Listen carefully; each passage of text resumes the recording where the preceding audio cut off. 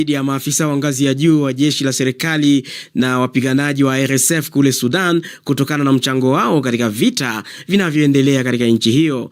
Kuangazia hili, mwenzangu Benson Wakoli amezungumza na Eric Irungu, ni mhadhiri katika chuo kikuu cha Zetek nchini Kenya.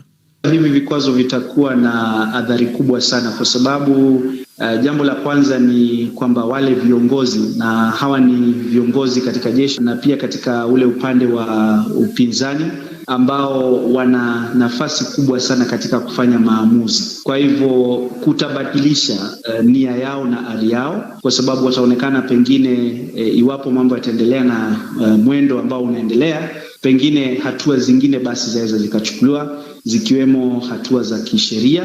Kwa hivyo itakuwa ni tishio kwa hawa viongozi. Lakini Bwana Irungu, tumeona vikwazo kama hivi vimetangazwa kwa viongozi wengine ikiwemo DRC na mataifa mengine ambayo yameshuhudia vita, lakini bado tunaona vita bado vinaendelea katika mataifa hayo. Ni kweli ya kwamba hivi vikwazo vimeweza kutumika mahali pengine, na hatuwezi kusema ya kwamba vitaweza kutamatisha hivi vita, lakini ule mwelekeo ambao vita pengine huenda vikachukua, na haswa katika huu mustakabali wa Sudan ambako kumeonekana kwamba hivi vita vimeleta hasara kubwa sana, basi inajaribu kwa kimombo kufanya kile kitu kinaitwa de-escalation. Bwana Irungu, mbona Uingereza imejitoa mhanga? Mataifa ya magharibi yamekuwa ni kama hayataki kujihusisha moja kwa moja na kile kinachoendelea nchini Sudan. Mbona Uingereza ikachukua hatua hii? Nadhani ni kwa sababu Uingereza imekuwa na historia ndefu sana na nchi ya Sudan.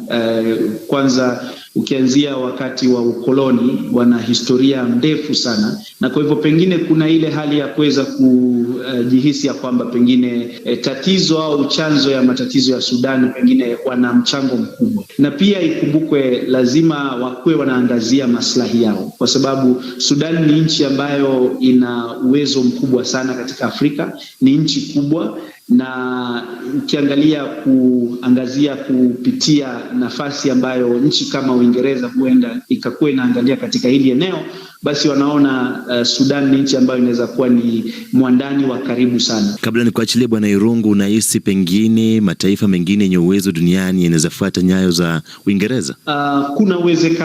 Kuna uwezekano wanaweza kuwa wanapania pengine kufuata njia kama hii, lakini sitarajia kwamba watafanya hivyo kwa muda wa saa hii au hivi karibuni, kwa sababu lazima hivi vigezo vinaangaliwa kulingana na maslahi ya nchi. Pengine hizo nchi hazijafika mahali zimeona kwamba maslahi yao katika nchi ya Sudan yanaangaziwa kwa njia ambayo inafaa. Kwa hivyo ninaona ni kama Uingereza imechukua hiyo hatua kwa sababu kuna maslahi fulani ambao wanaona lazima yaweze kulindwa kwa wakati huu. Ni mtazamo wake Eric Irungu, mchambuzi wa siasa za kimataifa na mhadhiri wa chuo kikuu cha Zetek nchini Kenya, alipozungumza na mwenzangu Benson Wakoli.